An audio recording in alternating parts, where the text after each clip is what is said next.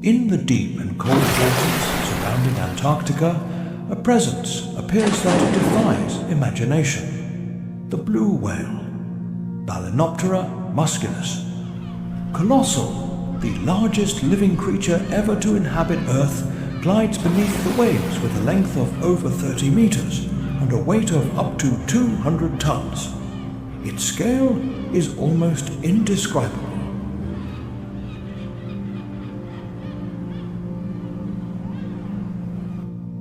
Despite this giant moves with a grace that seems to defy its size.